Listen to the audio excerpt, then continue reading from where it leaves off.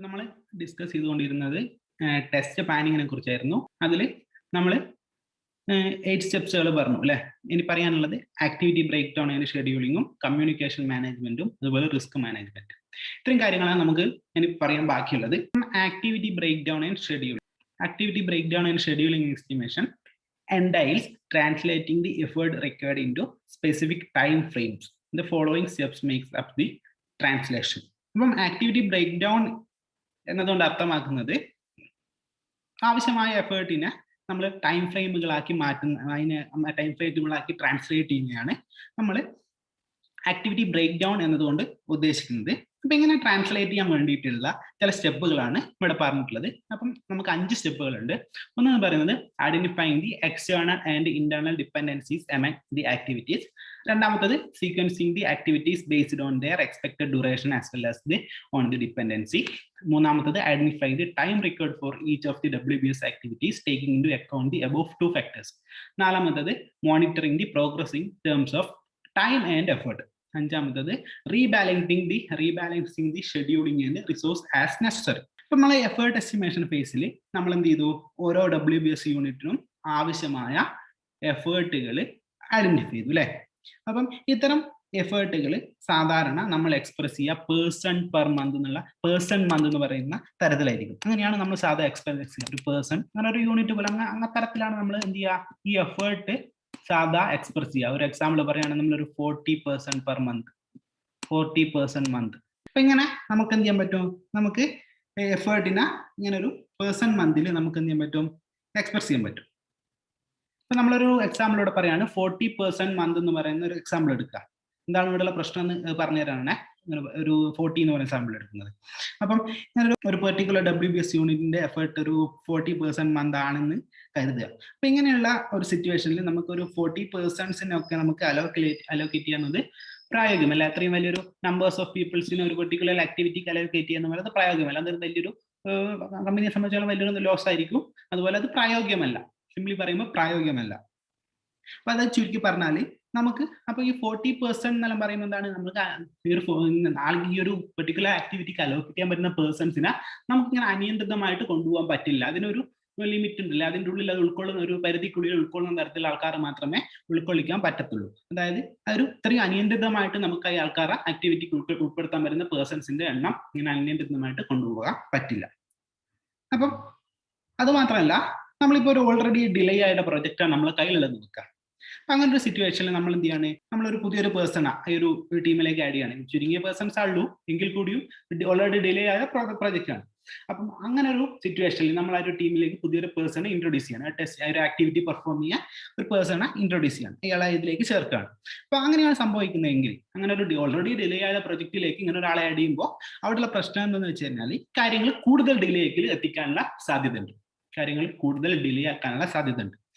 അപ്പം ഇങ്ങനെ ഡിലേ വരാൻ കാരണം എന്ന് പറയുന്നത്, നമ്മളൊരു പുതിയൊരു പേഴ്സണെ ഈ ടീമിലേക്ക് ആഡ് ചെയ്യുമ്പോൾ അയാൾക്ക് ഇതുമായി ബന്ധപ്പെട്ട കാര്യങ്ങളൊക്കെ മനസ്സിലാക്കാനുള്ള ഒരു കമ്മ്യൂണിക്കേഷൻ ഓവർഹെഡ്, അങ്ങനെ ഒരു സാധ്യത അവിടെ ഉണ്ട്.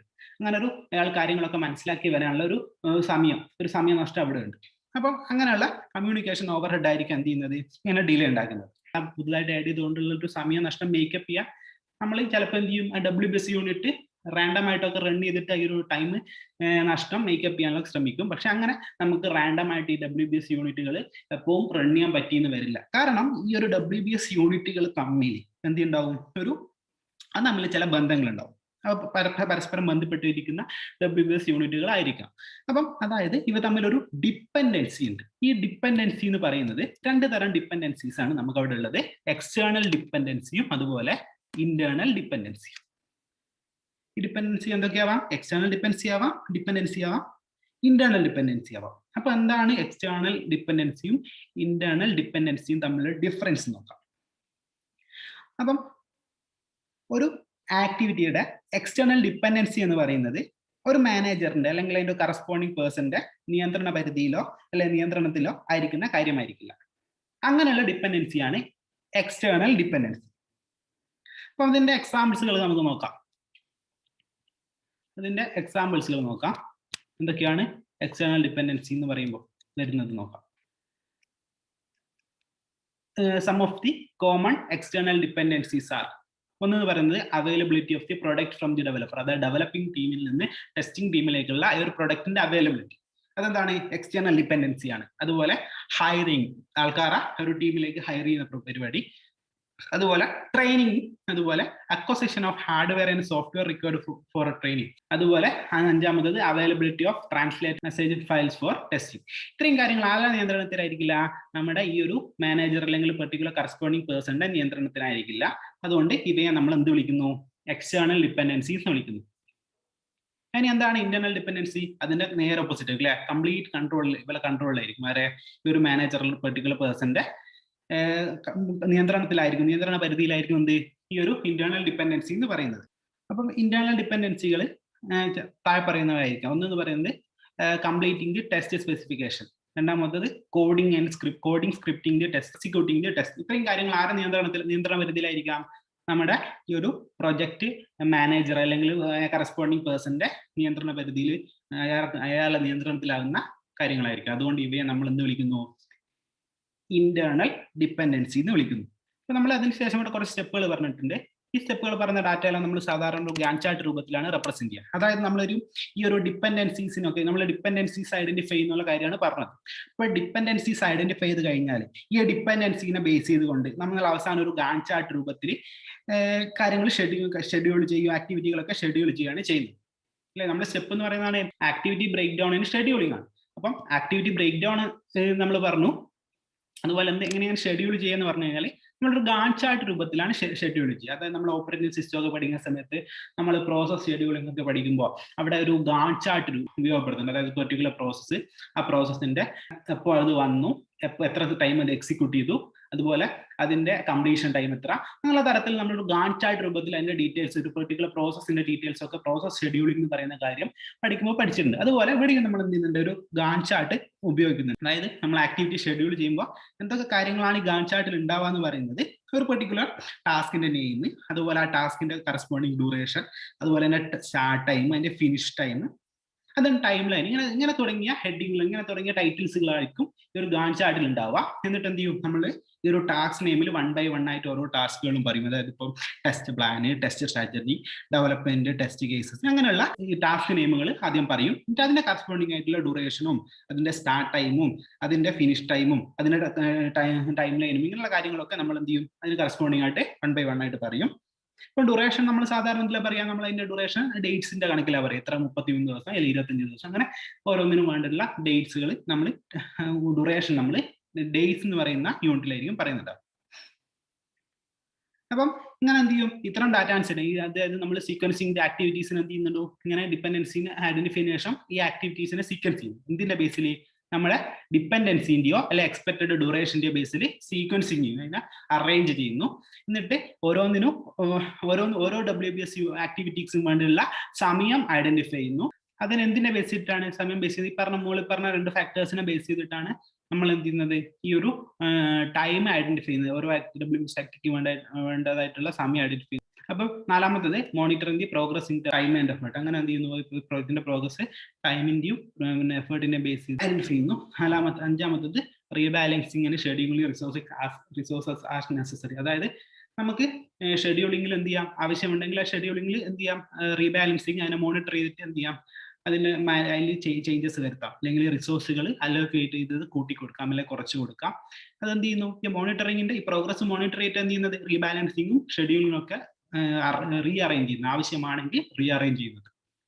ഇത്രയും കാര്യങ്ങളാണ് ആക്ടിവിറ്റി ബ്രേക്ക് ഡൗൺ ആൻഡ് ഷെഡ്യൂളിംഗിൽ നമുക്ക് പറയാനുള്ളത്. പത്താമതാണ് communication management. Communication management consist of evolving and following procedure for communication that ensure that everyone is kept in sync with the right level of detail. ഓർഗനൈസേഷനെ സംബന്ധിച്ചിടത്തോളം ഒരു ഡെവലപ്മെന്റ് ടീം ഉണ്ടാവും, ഒരു project testing team ഉണ്ടാവും. അപ്പൊ ഇവരടക്കം എന്ത് ചെയ്യണം? Development ടീമിന്റെ അടുക്കാലും ശരി, ടെസ്റ്റിംഗ് ടീമിന്റെ അടുക്കാലും ശരി, ഇവർ തമ്മിൽ എന്ത് ചെയ്യണം? കൃത്യമായിട്ട് എല്ലാവരും തമ്മിൽ കൃത്യമായിട്ടൊരു കമ്മ്യൂണിക്കേഷൻ ഉണ്ടാണ്. അതായത് അതത് എവിടെ പ്രോഗ്രസ് എവിടെ എത്തി, എന്തൊക്കെ കാര്യങ്ങളാണ് ചെയ്തുകൊണ്ടിരിക്കുന്നത് തമ്മിലുള്ള ഡീറ്റെയിൽസ്, അവയെ കുറിച്ചുള്ള ഡീറ്റെയിൽസുകൾ ഓരോരുത്തർക്കും എന്ത് ചെയ്യണം? അപ് ടു ഡേറ്റ് ആയിട്ട് അറിഞ്ഞിരിക്കണം. അതായത് തമ്മിലൊരു സിങ്ക്രണൈസേഷൻ, ഒരു സിങ്കിങ് ഉണ്ടായിരിക്കണം. Right level of captain sync with the right level of detail. അതായത് കൃത്യമായ ഡീറ്റെയിൽസുകൾ, അവർക്ക് ആവശ്യമുള്ള കൃത്യമായ ഡീറ്റെയിൽസുകൾ അപ് ടു ഡേറ്റ് ആയിട്ട്, അതായത് ടൈമിൽ തന്നെ, അതായത് കൃത്യമായ സമയത്ത് തന്നെ അവരെന്ത് ചെയ്യണം, പരസ്പരം അറിഞ്ഞിരിക്കണം. അങ്ങനെ കാര്യങ്ങളൊക്കെ അപ് ടു ഡേറ്റ് ആയിട്ട് പരസ്പരം അറിയിക്കാൻ വേണ്ടിയിട്ട്. 11ാമത്തത് risk management. Risk are events that could potentially effect the project outcome.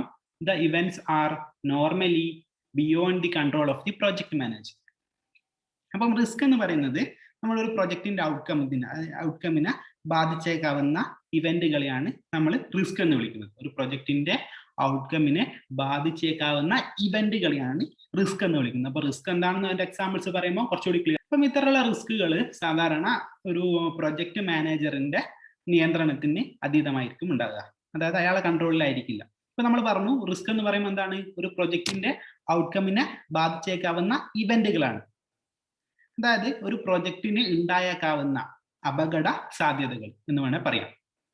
അപ്പൊ റിസ്കുകൾക്ക് ഒരു ഉദാഹരണം പറയുകയാണെങ്കിൽ നമ്മളൊരു ഇൻസഫിഷ്യന്റ് ടൈം ഫോർ ടെസ്റ്റിംഗ് എന്ന് പറയുന്നത് എന്താണ്, ഒരു റിസ്ക് ആണ് അല്ലെ. സമയം ലഭ്യത കുറവ്, ടെസ്റ്റിങ്ങിനുള്ള സമയ ലഭ്യത കുറവ് ഒരു റിസ്ക് ആണ്. അതായത് അതെന്ത് ചെയ്യാം, ഈ ഒരു ഇൻസഫിഷ്യന്റ് ടൈം ഫോർ ടെസ്റ്റിംഗ് എന്ന് പറയുന്ന ഇവന്റ് എന്ത് ചെയ്യാം, നമ്മുടെ ഈ ഒരു പ്രൊജക്ടിന്റെ ഔട്ട്കമ്മിനെ, ഫൈനൽ ഔട്ട്കമ്മിനെ ബാധിച്ചേക്കാം അല്ലെ. അതുപോലെ തന്നെ നമ്മളൊരു അൺക്ലിയർ റിക്വയർമെന്റ്, അതൊരു റിസ്ക് ആണ്. റിക്വയർമെന്റ് ക്ലിയർ ആയി പറഞ്ഞില്ല, അതൊരു റിസ്ക് ആണ്.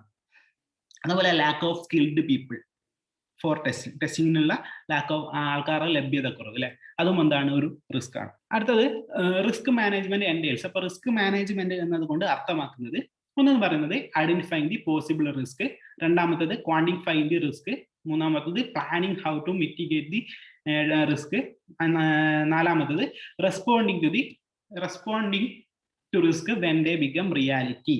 അപ്പൊ ചിലപ്പോൾ നമ്മൾ ഒരു പർട്ടിക്കുലർ റിസ്ക് തിരിച്ചറിഞ്ഞ് അത് പരിഹരിക്കുമ്പോഴായിരിക്കും എന്ത് ചെയ്യുക, മറ്റൊരു റിസ്ക് എന്ത് ചെയ്യുക, പൊങ്ങി വരുന്നത്. അപ്പം അതുകൊണ്ട് റിസ്ക് എന്ന് പറയുന്നത് ഏതൊരു സമയത്തും സംഭവിച്ചേക്കാവുന്ന ഒരു കാര്യമാണ്.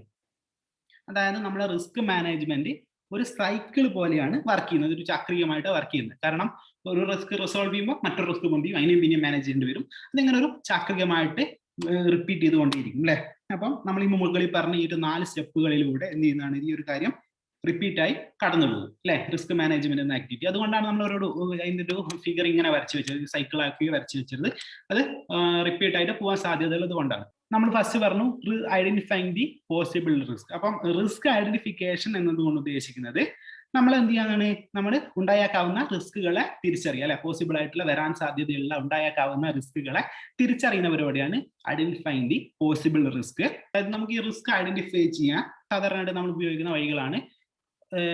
ഒന്നെന്ന് പറയുന്നത് യൂസ് ഓഫ് ചെക്ക് ലിസ്റ്റും, രണ്ടാമത്തത് use of organisation history and metrics, മൂന്നാമത്തത് informal networking across the industry. അപ്പൊ ചെക്ക് ലിസ്റ്റ് യൂസ് ചെയ്യുമ്പോൾ പ്രശ്നം എന്നാണ് നോക്കാം, യൂസ് ഓഫ് ചെക്ക് ലിസ്റ്റ്.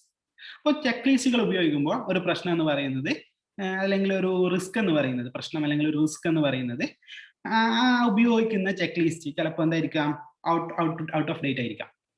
നമ്മൾ ഉപയോഗിക്കുന്ന ചെക്ക് ലിസ്റ്റ് ചിലപ്പം ഔട്ട് ഓഫ് ഡേറ്റ് ആയിരിക്കാം. അങ്ങനെ ഔട്ട് ഓഫ് ഡേറ്റ് ആയ ചെക്ക് ലിസ്റ്റ് പോയിന്റ് ചെയ്യുന്നത് ചിലപ്പോൾ എന്തായിരിക്കില്ല, ആക്ച്വൽ റിസ്കുകളെ ആയിരിക്കില്ല. ഔട്ട് ഓഫ് ഡേറ്റ് ആയ ചെക്ക് ലിസ്റ്റ് പോയിന്റ് ചെയ്യുന്നത് ചിലപ്പം ആക്ച്വൽ റിസ്കുകളെ ആയിരിക്കില്ല. എന്താണ്, ഈ ഒരു check list out of date ആകുന്നത് വേറൊരു റിസ്ക് ആണ് അല്ലെ, അതിൽ തന്നെ ഒരു വലിയൊരു റിസ്ക് ഉണ്ട്. അപ്പം ചെക്ക് ലിസ്റ്റ് എന്തായിരിക്കണം, അപ് ടു ഡേറ്റ് ആയിരിക്കണം. രണ്ടാമത്തത് use of organisational history matrix. അതായത് ഈ ഒരു മെട്രിക് ഇവിടെ എന്താ ചെയ്യുന്നത് വെച്ചാൽ മെട്രിക്സ് ഡാറ്റാസ് അനലൈസ് ചെയ്തിട്ട് അത് ഉപയോഗിച്ചിട്ട് എന്ത് ചെയ്യുന്നു, എന്തൊക്കെ റിസ്കുകൾ പ്രൊജക്റ്റിനെ ബാധിക്കാൻ സാധ്യതയുണ്ടെന്ന് മുൻകൂറായിട്ട് ഐഡന്റിഫൈ ചെയ്യും. ആ ഒരു കാര്യമാണ് ഇവിടെ ചെയ്യുന്നത്. ഉദാഹരണത്തിന് നമ്മൾ മുൻപ് ടെസ്റ്റ് നടത്തുമ്പോൾ ഉണ്ടായ എഫേർട്ടിലെ വ്യതിയാനം നമ്മൾ മെട്രിക്സിൽ നിന്ന് ഐഡന്റിഫൈ ചെയ്ത് കഴിഞ്ഞാൽ നമുക്ക് എന്ത് ചെയ്യാൻ പറ്റും, അതിനുതകുന്ന തരത്തിലുള്ള കണ്ടിജൻസി പ്ലാനുകൾ എത്രത്തോളം വേണം എന്ന് കണ്ടെത്താൻ പറ്റും. കണ്ടിജൻസി പ്ലാൻ ഉദ്ദേശിക്കുന്നത് അത് ലഘൂകരിക്കാനുള്ള പ്ലാനുകൾ എത്രത്തോളം വേണമെന്ന് നമുക്ക് എന്ത് ചെയ്യാൻ പറ്റും, ഇങ്ങനെയൊരു ഓർഗനൈസേഷണൽ ഹിസ്റ്ററി മെട്രിക്സുകൾ ഉപയോഗിച്ചിട്ട് നമുക്ക് മുൻകൂറായിട്ട് എന്ത് ചെയ്യാൻ പറ്റും, മുൻകൂറായിട്ട് നമുക്ക് കണ്ടെത്താൻ പറ്റും. അങ്ങനെ മൂന്നാമത്തെ ഒരു വേ എന്ന് പറയുന്നത് informal networking across the industry. The informal networking across the industry can help identifying risk that other organisation have encountered. അതായത് നമ്മുടെ ഒരുപാട് ഓർഗനൈസേഷൻസ് ഡെവലപ്മെന്റ് ഏരിയയിലുണ്ട് അല്ലെ, ഹൈ ഡെവലപ്മെന്റ് ഇൻഡസ്ട്രിയിൽ ഒരുപാട് ഓർഗനൈസേഷൻ, ഇൻഡിപെൻഡന്റ് ഓർഗനൈസേഷൻ, പല പല കമ്പനികൾ ഉണ്ടാവും ഈ ഡെവലപ്മെന്റ് മേഖലയിൽ വർക്ക് ചെയ്യുന്നുണ്ടാവും.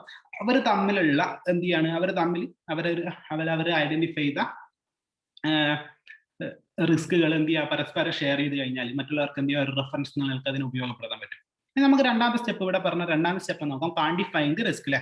അപ്പൊ രണ്ടാമത്തെ സ്റ്റെപ്പിൽ പറഞ്ഞ റിസ്ക് ക്വാണ്ടിഫിക്കേഷൻ എന്ന് പറയുന്നത്, അതായത് റിസ്ക് ക്വാണ്ടിഫിക്കേഷൻ എന്നതുകൊണ്ട് ഉദ്ദേശിക്കുന്നത് കഴിഞ്ഞാൽ നമ്മൾ എന്ത് ചെയ്യുന്ന റിസ്ക് നമ്മൾ ന്യൂമറിക്കൽ ടേംസിൽ റെപ്രസെന്റ് ചെയ്യുന്നതാണ് നമ്മൾ ഉപയോഗിക്കുന്നത് ക്വാണ്ടിഫൈങ് ദി റിസ്ക് എന്ന് പറയുന്നത്.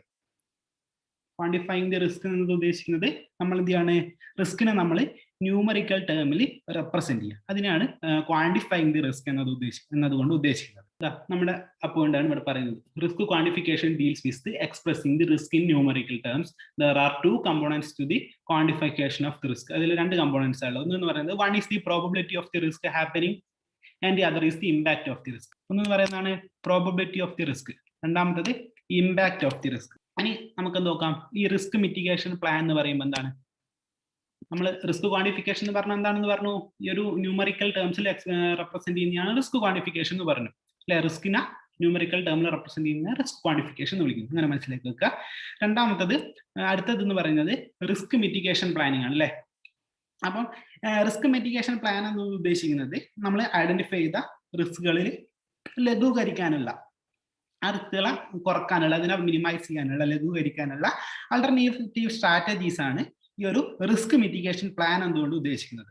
അപ്പൊ അതിന്റെ ഉദാഹരണങ്ങൾ നമ്മൾ എന്ത് ചെയ്യുമ്പോൾ നമ്മൾ ഒരു ലാസ്റ്റ് ഒരു ടേബിൾ പരിചയപ്പെടുന്നു പറഞ്ഞു, ആ ടേബിളിൽ നമ്മൾ കാണും. അപ്പൊ ഇവിടെ നമ്മൾ മിറ്റിഗേഷൻ പ്ലാൻ എന്താണെന്ന് പറഞ്ഞു, അതുപോലെ എന്ത് ചെയ്യണം, ഒരു റിസ്ക് റിയാലിറ്റി ആകുമ്പോൾ അതിന് റെസ്പോണ്ട് ചെയ്യുന്ന കാര്യം, അതായത് റിസ്ക് എന്ന് പറഞ്ഞാൽ അപകട സാധ്യതയാണ്. അപ്പൊ അത് അപകടമായി മാറുമ്പോഴുള്ള അതിന് റെസ്പോണ്ടൻസ്. നമുക്കിനി നോക്കാനുള്ളത് എന്താണ്, സാധാരണയായിട്ട് ഉണ്ടായേക്കുന്ന, പൊതുവായിട്ട് ഉണ്ടായേക്കുന്ന ഒരു ടെസ്റ്റ് പ്രൊജക്റ്റിൽ സാധാരണ ഉണ്ടായേക്കാവുന്ന ചില റിസ്കുകളും അതിന്റെ സവിശേഷതകളും ജസ്റ്റ് നോക്കാം. Following are the sum of the common risk encounter in the test project and their characteristics. അതായത് ഒരു ടെസ്റ്റ് പ്രൊജക്റ്റിൽ സാധാരണ ഉണ്ടായേക്കാവുന്ന ചില റിസ്കുകളും അതിന്റെ സവിശേഷതകളും നോക്കാം. ഒന്ന് പറയുന്നത് അൺക്ലിയർ റിക്വയർമെന്റ്. അപ്പം when the requirements to be satisfied a product are not clearly documented, there is an ambiguity how in interpret the result of a test. ഒരു സോഫ്റ്റ്വെയർ പ്രൊഡക്റ്റിൽ ഉണ്ടായിരിക്കേണ്ട റിക്വയർമെന്റ്സുകൾ വ്യക്തമായിട്ട് ഡോക്യുമെന്റ് ചെയ്തില്ലെങ്കിൽ തെറ്റായ ഡിഫക്റ്റുകൾ റിപ്പോർട്ട് ചെയ്യപ്പെടാനും അതുപോലെ റിയൽ ഡിഫക്റ്റുകൾ മിസ് ഔട്ട് ആയി പോകാനുള്ള സാധ്യത ഉണ്ട്. ആ ഒരു കാര്യമാണ് അൺക്ലിയർ റിക്വയർമെന്റ് എന്ന് പറയുന്നത്. അൺക്ലിയർ റിക്വയർമെന്റ് ഒരു ജനറൽ ആയിട്ട് കോമൺ ആയിട്ട് ഉണ്ടാകുന്ന ഒരു റിസ്ക് ആണ്, അതിന്റെ ക്യാരക്ടറിസ്റ്റിക്സ് ആണ് നമ്മൾ പറഞ്ഞത്. രണ്ടാമത്തെ പറയുന്നത് ഷെഡ്യൂൾ ഡിപ്പെൻഡ്. അതായത് ഇവിടെ പറയുന്നത് എന്താണ്, schedule of the testing team depends സിഗ്നിഫിക്കലി on the schedules on the development team. അതായത് നമ്മുടെ ടെസ്റ്റിംഗ് ടീമിന്റെ ഷെഡ്യൂൾ എന്നത് നമ്മളെ ഡെവലപ്മെന്റ് ടീമിന്റെ ഷെഡ്യൂളിന് ഡിപ്പെൻഡഡ് ആയിരിക്കും അല്ലെ. ഡെവലപ്മെന്റ് ടീമിന്റെ കാര്യങ്ങൾ കഴിഞ്ഞാൽ ടെസ്റ്റിംഗിൽ കിടക്കാൻ പറ്റും. അപ്പോൾ ഡെവലപ്മെന്റ് ടീമിന്റെ ഷെഡ്യൂളിന് ഡിപ്പെൻഡഡ് ആയിരിക്കും എന്ത്, ടെസ്റ്റിംഗ് ടീമിന്റെ ഷെഡ്യൂൾ എന്ന് പറയുന്നത്. മൂന്നാമത് പറയുന്നത് ഇൻസഫിഷ്യന്റ് ടൈം ഫോർ ടെസ്റ്റിംഗ്. സമയലഭ്യത കുറവ് ഒരു റിസ്ക് ആണ്. നമ്മൾ പറഞ്ഞു example, system testing, performance testing can happen only after the entire product is ready and close to the release date. Usually these tests are resource intensive for testing team, and in addition the defect that these tests uncover are challenging for the developer to fix. Once the developer fixes the defect, the testing team would have even lesser time to complete the testing and is under even greater pressure. അപ്പൊ നമ്മൾ system ടെസ്റ്റിങ്ങും performance ടെസ്റ്റിംഗും ഒക്കെ നേരത്തെ പഠിച്ചിരുന്നു. അപ്പൊ നമ്മൾ പഠിച്ച ഈ system ടെസ്റ്റിങ്ങിലും performance ടെസ്റ്റിങ്ങിലും നടത്തണമെങ്കിൽ നമ്മളെ ഒരു കംപ്ലീറ്റ് സോഫ്റ്റ്വെയർ പ്രൊഡക്റ്റ് തയ്യാറായെങ്കിൽ മാത്രമേ നമുക്ക് അത്തരം കാര്യങ്ങൾ സാധ്യമായിട്ടുള്ളൂ അല്ലെ.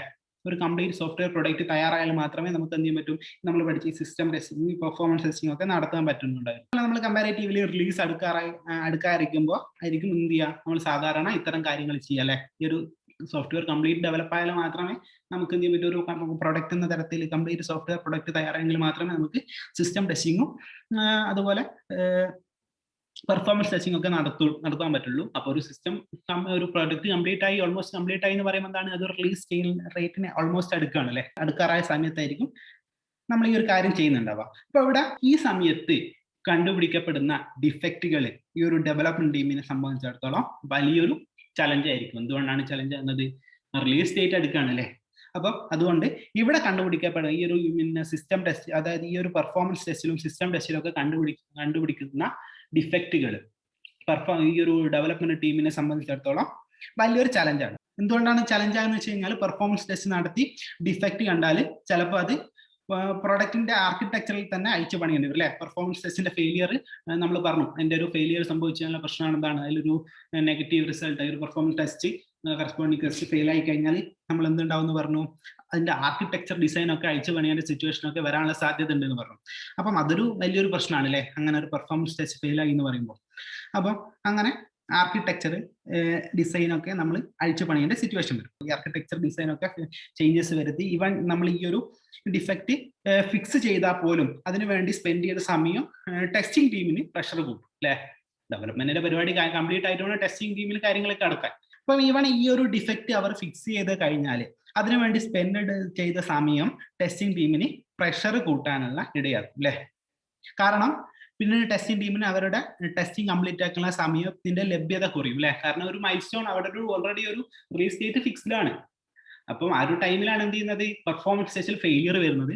അങ്ങനെ ഒരു ഫെയിലിയർ വന്നപ്പോൾ എന്തായി, അവരത് ആർക്കിടെക്ചറിലൊക്കെ അയച്ചു പണിച്ച് ഫിക്സ് ചെയ്തു. അപ്പം ഇവൻ അത് ഫിക്സ് ചെയ്താൽ പോലും അവിടെ സമയം നഷ്ടമായിരിക്കും സംഭവിക്കുന്നുണ്ട്. പാരലായിട്ട് നമ്മുടെ ടെസ്റ്റിംഗ് ടീമിന് ടോട്ടൽ അവൈലബിൾ ആയിട്ടുള്ള ടെസ്റ്റിംഗ് ടൈമിന്റെ ഒരു സമയ നഷ്ടം അവിടെ സംഭവിക്കുന്നുണ്ട്. ഇവർ ഇപ്പുറത്ത് ഡെവലപ്മെന്റ് ടീം ഇങ്ങേ സൈഡിൽ നിന്ന് ഒരു കാര്യം ഫിക്സ് ചെയ്യും. അപ്പം അവർ വല്ലാത്തൊരു പ്രഷറിലേക്ക് പോകും. ആ ഒരു കാര്യമാണ് ഇൻസഫിഷ്യന്റ് ടൈം ഫോർ ടെസ്റ്റിംഗിൽ ഒരു എക്സാമ്പിൾ പറഞ്ഞു എന്നുള്ളൂ. നാലാമത്തത് ഷോ സ്റ്റോപ്പർ ഡിഫക്റ്റ്. അപ്പൊ നമ്മൾ പറഞ്ഞു ഷോ സ്റ്റോപ്പർ എന്താന്ന് പറഞ്ഞ കാര്യം അല്ലെ. Defect which are show stopper may prevent the testing team to proceed further with testing until development fixes such show stopper defect. അപ്പൊ എന്തില്ല, ഷോ സ്റ്റോപ്പർ ഡിഫക്റ്റ് ആണ്, എന്ത് ചെയ്യില്ല, ബാക്കി കാര്യങ്ങൾ പ്രൊസീഡ് ചെയ്യാൻ പറ്റില്ല. അങ്ങനെ നിന്ന് പോകുന്ന തരത്തിലൊരു ഡിഫക്റ്റ് ആയിരിക്കും അല്ലെ. നമ്മൾ എക്സാമ്പിൾ ഒക്കെ പറഞ്ഞില്ലേ, ഡാറ്റാബേസ് നിന്ന് പോകുന്നത്, സ്റ്റാർട്ട് ചെയ്യാൻ പറ്റാത്തത്. അതുകൊണ്ട് ഫർദർ ആയിട്ടുള്ള കൊറി പ്രോസസ്സിങ് കാര്യങ്ങളൊക്കെ, കൊറിന്റെ ടെസ്റ്റിങ്, അതുപോലെ ഡാറ്റ മാനിപ്പുലേഷൻ കൊടുത്തില്ല, അങ്ങനെ ടെസ്റ്റിംഗ് ഒന്നും നടത്താൻ പറ്റില്ല. അപ്പം ഫർദർ ആയിട്ട് കാര്യമൊന്നും പ്രൊസീഡ് ചെയ്യാൻ പറ്റില്ല. അത്തരം പ്രശ്നങ്ങൾ, അത്തരം ഡിഫക്റ്റുകളാണ് നമ്മൾ ഷോ സ്റ്റോപ്പർ ഡിഫർ എന്ന് പറഞ്ഞത്. ആ ഒരു കാര്യമാണ് ഷോ സ്റ്റോപ്പർ ഡിഫക്റ്റ്. ഇനി അഞ്ചാമത്തത് inability to get a test automation tool. Manual, അതായത് എന്താണ് അവർ പറയുന്നത്, manual testing is error prone and labour intensive. However test automation tools are expensive. ഇപ്പൊ എന്താണ് ഇവിടെ പറയുന്നത്, മാനുവൽ ടെസ്റ്റിംഗ് എന്താണ്, മാനുവൽ ടെസ്റ്റിംഗ് എററുകൾ വരുത്തി വെക്കാൻ സാധ്യതയുള്ളതാണ്.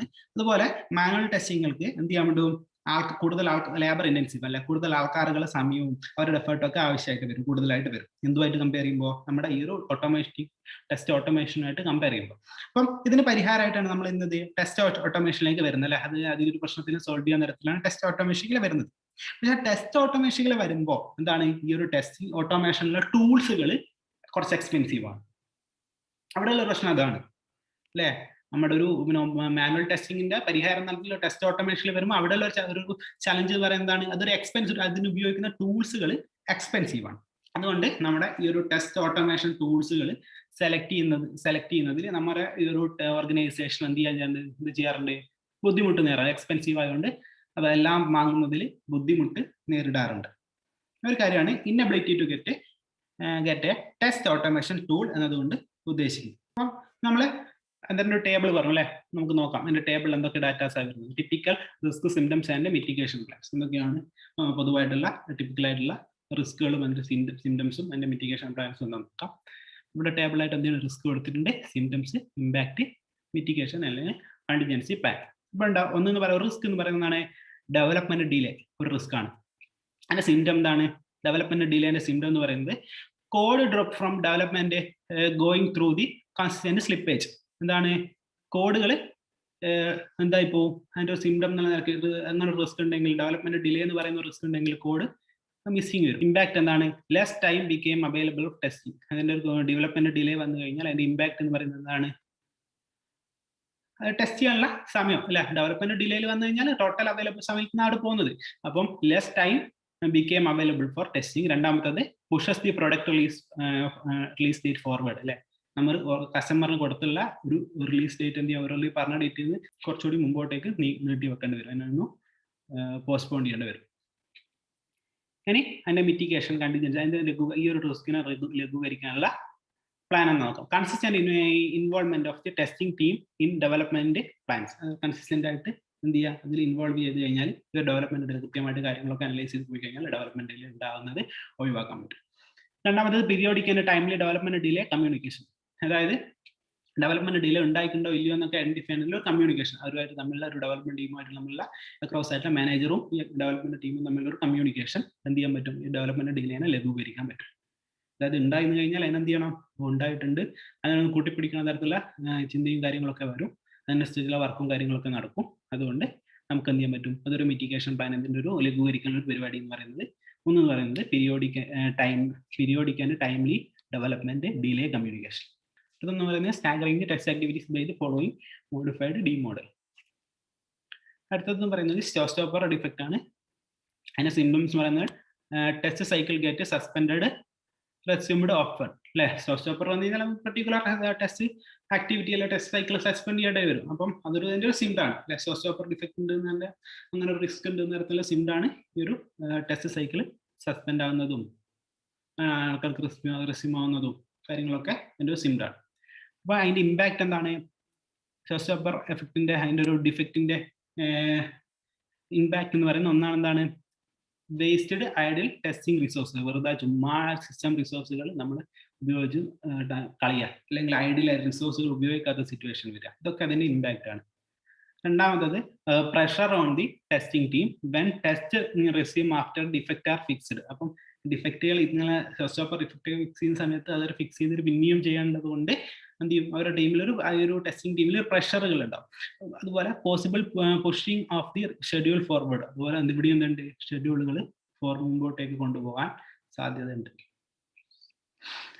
അതിന്റെ ഒരു ലഘൂകരിക്കാനുള്ള പരിപാടി എന്ന് പറഞ്ഞാൽ having A clear exit criteria for development became a product can be accepted for testing. അതുപോലെ making the testing team perform other functions during the wait time. പ്രധാനമായിട്ടുള്ളത് നമ്മൾ ടെസ്റ്റിംഗ് ടീമിനെ എന്ത് ചെയ്യുന്നു, making the testing team for perform other function during the wait time. അവർ ചുമ്മാ നിൽക്കുന്ന സമയത്ത് അവരെ കൊണ്ട് എന്ത് ചെയ്യുക, ബാക്കി കാര്യങ്ങളൊക്കെ ചെയ്യിക്കാം, വേറെ ടെസ്റ്റ് വേറെ കാര്യങ്ങളൊക്കെ ചെയ്യിക്കാം. അവർ കാരണം അത് ഫിക്സ് ചെയ്യുന്നവരെ അവർക്ക് പറഞ്ഞ് ചെയ്യാൻ പറ്റില്ലല്ലോ.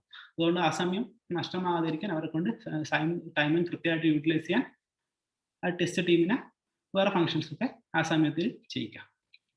അടുത്തത് അൺക്ലിയർ റിക്വയർമെന്റ്. അതൊരു റിസ്ക് ആണ്. നമ്മൾ നേരത്തെ പറഞ്ഞ റിസ്കുകളുടെ കൂട്ടത്തിൽ പറഞ്ഞ ഒരു കാര്യം അൺക്ലിയർ റിസ്ക് ആണ്. അപ്പൊ അതിന്റെ സിംറ്റം എന്താണ്, defect getting uncovered by the customer after product has passed all the internal test. അതായത് എന്തിയാണ്, നമ്മൾ ഒരുവിധം എല്ലാ ഇന്റേണൽ ടെസ്റ്റ് ഒക്കെ പാസ് ചെയ്ത് കഴിയുമ്പോൾ ഡിഫക്റ്റ് എന്ത് ചെയ്യാൻ പറ്റുന്നില്ല, എല്ലാ ഡിഫക്റ്റുകളും എന്ത് ചെയ്യുന്നില്ല, ക്യാച്ച് ചെയ്യാൻ പറ്റുന്നില്ല. ആ ഒരു കാര്യമാണ് അൺക്ലിയർ റിക്വയർമെന്റ് എന്ന് പറയുന്ന റിസ്കിൽ ഉണ്ടാവുന്ന സിംറ്റം. രണ്ടാമത്തെ അതിന്റെ ഇമ്പാക്ട് എന്ന് പറയുന്നതാണ് പറയുന്നത് rework that may be extend all the way back to requirement gathering. അതുപോലെ customer dissatisfaction because of the product is not meeting the requirement. അതായത് കസ്റ്റമർ എന്ത് ചെയ്യാണ്, റിക്വയർമെന്റ് ക്ലിയർ ആയി പറഞ്ഞില്ല, അപ്പോൾ അയാൾ റിക്വയർമെന്റ് അയാൾ മൈൻഡിൽ കിടക്കുകയാണ് അല്ലെ, റിയായിട്ട് പറയോ റിയായിട്ട് കൃത്യമായിട്ട് കളക്ട് ചെയ്യോ, എന്തോ ഒരു പ്രശ്നം കൊണ്ട് എന്തോ പ്രശ്നം ആയിക്കോട്ടെ, പക്ഷെ അയാളുടെ മനസ്സിൽ ഒരു പ്രൊഡക്റ്റിനെ കുറിച്ച് ഇമാജിനേഷൻ ഉണ്ട്, അതൊരു സാറ്റിസ്ഫിക്കേഷൻ എങ്ങനെ എത്തുന്നില്ല, ഈ ഒരു പ്രൊഡക്റ്റ് എത്തുന്നില്ല. അപ്പോൾ കസ്റ്റമറിൽ ഡിസാറ്റിസ്ഫിക്കേഷൻ അതായത് ഇമ്പാക്റ്റ് ആണ്. അതിന്റെ മിറ്റിഗേഷൻ കണ്ടിന്യൂസ്ലി പ്ലാൻസ് നോക്കാം. Early user product marketing involving development of prototype is better to elicit requirement. Clear definition of unclear requirement acceptance criteria. അതുപോലെ stringent approval cycle for the requirement. അടുത്ത risk എന്ന് പറയുന്നത് insufficient time for test. അതിന്റെ symptom constantly over worked test engineer. അതായത് സമയമില്ലെങ്കിൽ എന്ത് ചെയ്യും, ഈ ഒരു ആൾക്കാർക്ക് എന്ത് ചെയ്യേണ്ടി വരും, ഈ ഒരു ഡെവലപ്മെന്റ് ടീമിലെ ടെസ്റ്റ് എഞ്ചിനീയർ ഓവർ അധികമായിട്ട് വർക്ക് ചെയ്യേണ്ടി വരും അല്ലെ. സമയക്കുറവ് പരിഹരിക്കണം. ഇപ്പൊ ഒരു രാവിലെ ഒരു 9 മുതൽ ഒരു വൈകിട്ട് ഒരു 6 മണി വരെയാണ് ഒരു കമ്പനി ഓപ്പണിംഗ് ടൈമെങ്കിൽ സമയം ഇൻസഫിഷ്യൻറ്റ് ടൈമുള്ള ഒരു പ്രൊജക്റ്റിനെ സംബന്ധിച്ചുള്ള അവർ പ്രൊജക്ട് ചെയ്യുമ്പോൾ ഇൻസഫിഷ്യൻറ്റ് ടൈം ആണെങ്കിൽ അവർ ഓവർ വർക്ക് ചെയ്യുന്നത് അല്ലേ. 6 മണിയാകുന്ന ഒരു 8 മണി വരെയൊക്കെ വർക്ക് ചെയ്ത് അധിക സമയം വർക്ക് ചെയ്തിട്ടൊക്കെ തീർക്കേണ്ടി വരും. അപ്പം ഓവർ വർക്ക് ചെയ്യേണ്ടി വരും ആർക്ക്, ടെസ്റ്റ് എഞ്ചിനീയേഴ്സിന്. അടുത്ത കാര്യം അടുത്തത് time spend on the testing ഈ small fraction all over the product life cycle. Insufficient time വരുമ്പോൾ എന്ത് ചെയ്യും, നമ്മളൊരു പ്രൊജക്റ്റിന്റെ കംപ്ലീറ്റ് ലൈഫ് സൈക്കിളുമായിട്ട് കമ്പയർ ചെയ്യുമ്പോൾ ടെസ്റ്റിങ്ങിനായിട്ടുള്ള സമയം കുറഞ്ഞു പോകും. അങ്ങനെയുള്ള ഒരുപാട് റിസ്ക്കുള്ള ടേബിൾ കൊടുക്കും. അതായത് ഓവർ കോഷ്യസ്നെസ് ഇൻ ടെസ്റ്റിംഗ്. അതായത് അതിൽ കൂടുതലായിട്ട് എന്ത് ചെയ്യുക, ഫോക്കസ് ചെയ്യുക, ടെസ്റ്റിലേക്ക് കൂടുതലായിട്ട് ഫോക്കസ് ചെയ്യുമ്പോൾ അതും പ്രശ്നങ്ങളാണ് അല്ലേ. അപ്പം അതിൻ്റെ സിംറ്റം എന്ന് പറയുന്നത് ഇൻസിഗ്നിഫിക്കൻറ്റ് ഡിഫക്റ്റ് ഗെറ്റിംഗ് റിപ്പോർട്ട്. അതായത് ഡിഫക്റ്റുകൾ, ഇൻസിഗ്നിഫിക്കൻ്റ് ആയിട്ടുള്ള ഡിഫക്റ്റുകളൊക്കെ ഒന്ന് തന്നെ ഇങ്ങനെ വളരെ സൂക്ഷ്മമായിട്ടൊക്കെ നോക്കി കഴിഞ്ഞാൽ സിഗ്നിഫിക്കൻ്റ് ആയിട്ടുള്ള ഡിഫക്റ്റ് ഒക്കെ കണ്ടെത്താൻ സാധ്യതയുണ്ട്. അതൊക്കെ റിപ്പോർട്ട് ചെയ്യുന്നത്. അതുപോലെ lack of skilled people four testing. എന്തുകൊണ്ടാണ് അങ്ങനെ ലാക്ക് ഓഫ് സ്കില്ല് വരാനുള്ള സാധ്യത എന്ന് പറഞ്ഞു കഴിഞ്ഞാൽ, ഒരാളോട് പഠനമൊക്കെ കഴിഞ്ഞൊരു ജോബ് സീക്കിങ്ങിലേക്ക് പോകുമ്പോൾ എല്ലാവരും ഡെവലപ്മെന്റ് ടീമിലേക്ക് കയറാൻ അധികം ആഗ്രഹിക്കുക, ടെസ്റ്റിംഗ് ടീമിലേക്ക് കയറാൻ ആഗ്രഹിക്കില്ല. അപ്പം ഡെവലപ്മെന്റ് ടീമിലേക്ക് ആൾക്കാരൊക്കെ പോകുമ്പോൾ ടെസ്റ്റിംഗ് ടീമിലേക്ക് സ്കിൽഡ് ആയിട്ടുള്ള ആൾക്കാരെ കിട്ടാനുള്ള സാധ്യത കുറയും അല്ലേ. അപ്പം ലാക്കാണ്, അതപ്പോൾ ഉണ്ടാകുന്ന സാധ്യത lakh of skilled people four testing. അതിന്റെ സിംറ്റംസ്, അതിന്റെ മിറ്റിഗേഷൻ പ്ലാൻസും കാര്യങ്ങളാണ് കൊടുത്തത്. അതുപോലെ ലാക്ക് ഓഫ് ഓട്ടോമേഷൻ ടൂൾ, നമ്മൾ പറഞ്ഞു എന്തുകൊണ്ടാണ് ലാക്ക് ഓഫ് ഓട്ടോമേഷൻ ടൂൾ ഉണ്ടാകുന്നത് കാര്യം പറഞ്ഞു. Lack of automation tool. അതുപോലെ എന്താണ് മാനുവൽ, അതിന്റെ സിംറ്റം എന്താണ്, long hours spending on manual testing. അതായത് കൂടുതൽ ഒരുപാട് സമയം മാനുവലായിട്ട് ചെയ്യുമ്പോൾ അധിക സമയം വേണം, നമുക്കറിയാലോ, കൂടുതൽ സമയം വേണ്ട വരും. അതുപോലെ ഇമ്പാക്ട് എന്താണ്, wasted effort in manual testing, dissatisfaction among test engineers. Manual ടെസ്റ്റിംഗിലുള്ള, കാരണം ഓട്ടോമാറ്റിക് ചെയ്ത് അത്രയും രണ്ടിനും ഒരേ റിസൾട്ടാണ് കിട്ടുന്നത്. അപ്പോൾ എഫേർട്ട് വേസ്റ്റ് ചെയ്യാണ് അല്ലെ മാനുവൽ ടെസ്റ്റിലേക്ക് പോകും. അപ്പൊ അതിന്റെ ഒരു മിറ്റിഗേഷൻ പ്ലാൻ എന്താണ്, demonstration of success stories of using automation അല്ലെ.